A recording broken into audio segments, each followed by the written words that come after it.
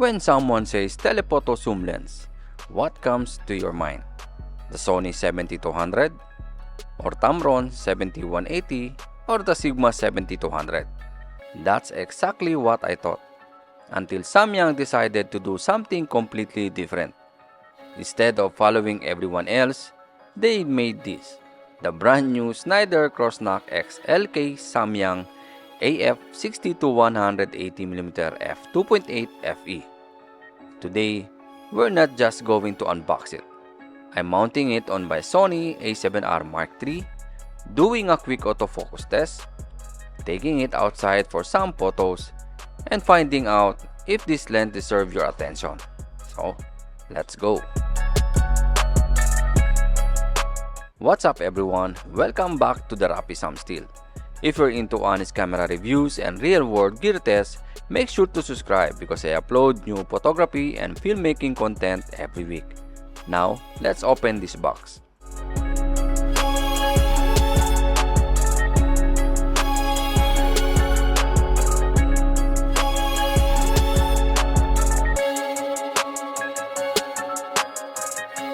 I've been excited to see this in person.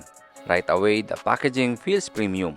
You can immediately see the Schneider Kreuznach collaboration with LK Samyang. That's name photographers have trusted for years. So, expectations are definitely high. Let's see what's inside. First impression, wow, this doesn't feel like Samyang lenses I remember. The build feels solid, the design is clean and professional. It definitely gives a premium first impression.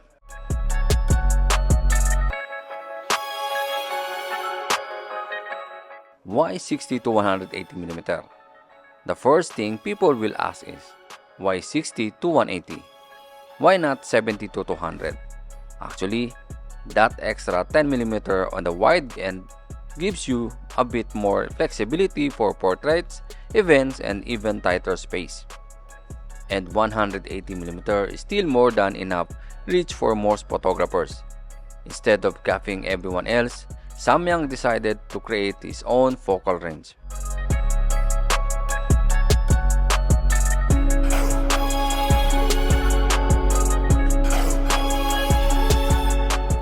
Now, let's mount it on the Sony A7R III. Even though this camera isn't the newest anymore, its 42-megapixel sensor. It's still an excellent test for sharpness. If a lens performed well, it's probably performed well on almost any Sony full-frame camera.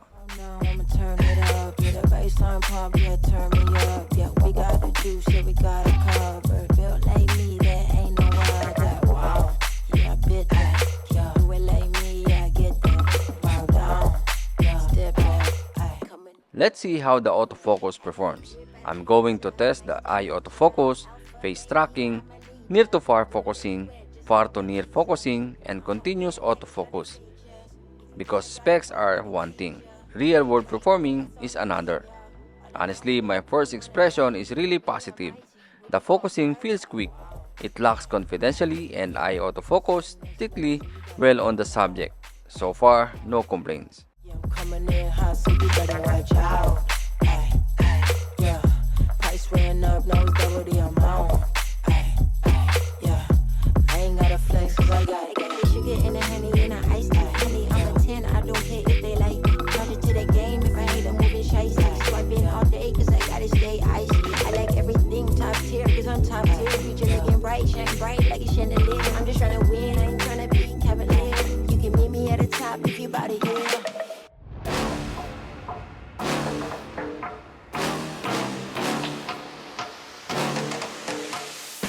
Looking at the photos, the first thing I notice is the sharpness. Even wide open at f2.8, the images already look very detailed. The background blur looks smooth, subject separation is beautiful, and the colors coming straight out of the Sony A7R III look really pleasing. And of course, I'll save the detailed sharpness test for the full review. But for the first impression, this is very promising start.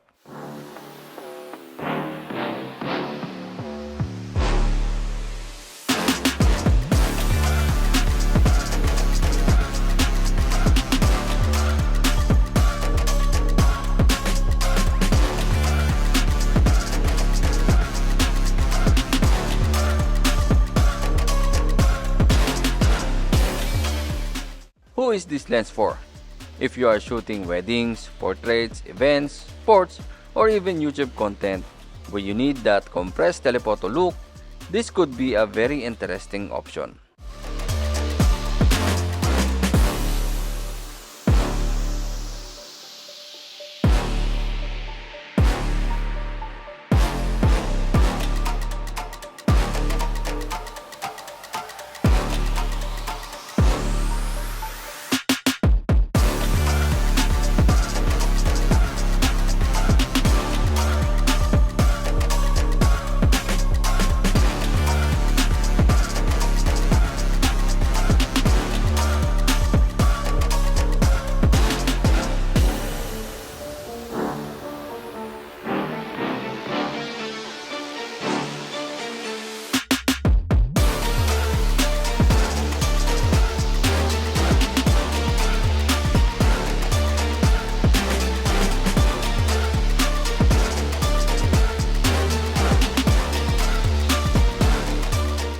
So, after unboxing it, test the autofocus and taking a few quick photos, what do I think?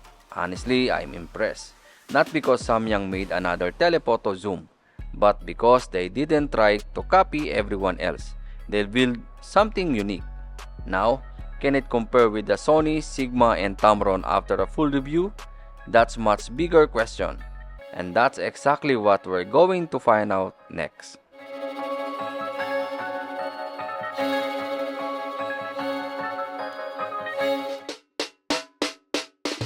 And before we end this video guys, I want to share something special. As someone who loves cameras, photography, and filmmaking, I'm starting a new journey in one of the most beautiful islands in the Philippines.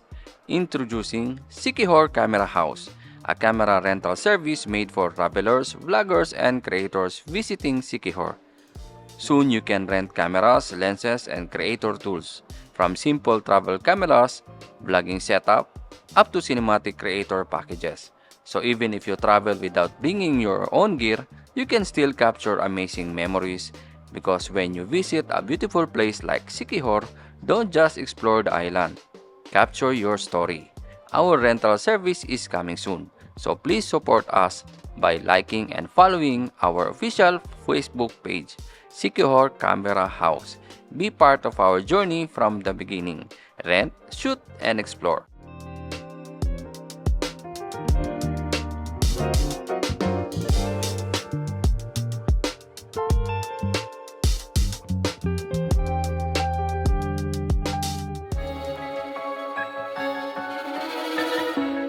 If you're thinking about buying this lens, subscribe now because my full review is coming soon. I'll be testing sharpness, autofocus, bokeh, video performance, focus breathing, and comparing it with another popular telephoto zoom so you can decide if it's worth your money. Thank you so much for watching. I'm Rafi Sam Still. Remember, I don't chase trends, I use what's worth. And I'll see you in the next video.